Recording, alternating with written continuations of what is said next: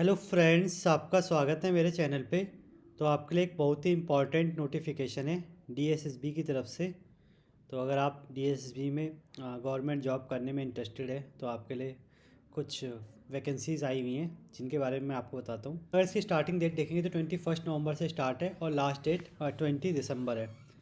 तो इसमें वैकेंसी एक तो आपकी साइंटिफिक असिस्टेंट की है, और दूसरी वैकेंसी अगर मैं आपको दिखाऊं तो यहाँ पे सीनियर लेबोरेटरी असिस्टेंट की है, और तीसरी वैकेंसी आपकी साइंटिफिक असिस्टेंट केमिस्ट्री की है। तो ये तीन वैकेंसी है जो केमिस्ट्री कैंडिडेट अगर आपने बीएससी कर रखी है या हाई स्कूल या इंटरमीडिएट कर रखा है और किसी में एमएससी कर रखी है यानी एमएससी तक आपने कर रखा है तो इनमें अप्लाई आप कर सकते हैं। तो ये तीन वैकेंसी मेरी नॉलेज में मैंने देखी है जिनको आप भर सकते हैं। और एक में 7 पोस्ट है और एक में 3 पोस्ट है और एक में आपकी टोटल पोस्ट 1 है।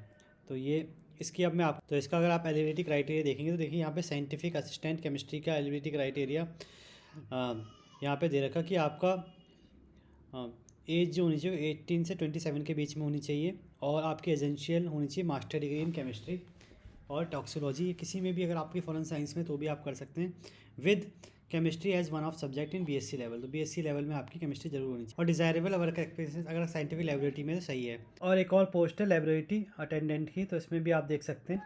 इसमें जो है एलिजिबिलिटी क्राइटेरिया आपका है वो आपके सिर्फ 10th पास चाहिए रिकॉग्नाइज्ड स्कूल से, और 1 ईयर एक्सपीरियंस लेबोरेटरी अटेंडेंट का अगर आपके पास होगा तो बढ़िया। और 37 टोटल पोस्ट हैं यहाँ पे। अब आगे मैं आपको दिखाऊँ, लास्ट पोस्ट है आप देख सकते हैं सीनियर साइंटिफिक असिस्टेंट केमिस्ट्री की, जिसमें आपकी टोटल 3 पोस्ट है, और जहाँ पे आपको पोस्ट ग्रेजुएशन चाहिए केमिस्ट्री में या फार्मेसी या बायोकेमिस्ट्री किसी में भी, और साथ में 1 ईयर एक्सपीरियंस चाहिए in the field of chemical analysis of drugs from recognised institute और इक्विवेलेंट।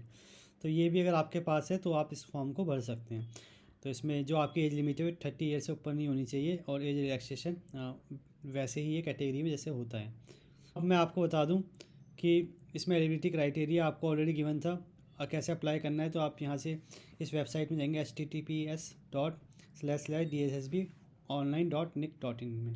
तो देखिए आपका मैं साइंटिफिक असिस्टेंट का बता रहा हूँ जो लास्ट में मैंने आपको बताया था। तो आप देख सकते हैं एग्ज़ाम आपका किस बेसिस में होगा वो भी दे रखा है। तो एग्जामिनेशन स्कीम आपकी जनरल क्या है, आपके 200 नंबर का पेपर होंगे जिसमें आपका सेक्शन ए में आपका होगा जनरल अवेयरनेस जनरल इंटेलिजेंस करके, और सेक्शन बी आपका पूरा सब्जेक्ट रिलेटेड आपका पूरा केमिस्ट्री या सब्जेक्ट रिलेटेड टेस्ट होगा। तो केमिस्ट्री का ही मैंने आपको बताया, तो केमिस्ट्री का ही एग्ज़ाम होगा। यहाँ पे लिखा हुआ है कि सेक्शन बी आपका पूरा डोमेन सब्जेक्ट स्पेसिफिक होगा, मैंने आपको बता दिया। नेगेटिव मार्किंग इसमें है कंपलसरी 0.25 की, और मिनिमम क्राइटेरिया 40% चाहिए कि आप पास होनी चाहिए। मिनिमम इतने होने चाहिए, ओबीसी में 35 और SC/ST में 30%। और the selection shall be made through 1 tyre and 2 tyre examination. तो बता ही दिया मैंने कि आपका एक भी हो सकता है, 2 भी हो सकता है, पर आपके उसमें एक ही एग्ज़ाम होना है। और इंपॉर्टेंट इन्फॉर्मेशन बची नहीं है, पर यहाँ पे एक दो मैं बता देता हूँ कि कोई भी रिक्वेस्ट लिखा हुआ है, कोई भी रिक्वेस्ट कैटेगरी में चेंज एंटरटेन नहीं की जाएगी। यानी कि आपने जो कैटेगरी पहली बारी में डाल दी वही माना जाएगा। तो इस चीज़ का भी आप ध्यान दीजिएगा कि शुरू से ही आप फॉर्म सही भरिएगा और सही कैटेगरी में भरिएगा। तो आई होप मैंने आपको सारी इन्फॉर्मेशन दे दी होगी। बाकी इसकी PDF आपको डिस्क्रिप्शन बॉक्स में मिल जाएगी। इसके अलावा कोई भी डाउट आपके मन में हो तो आप कमेंट बॉक्स में कमेंट कर सकते हैं या मुझे मेल कर सकते हैं। Thank you.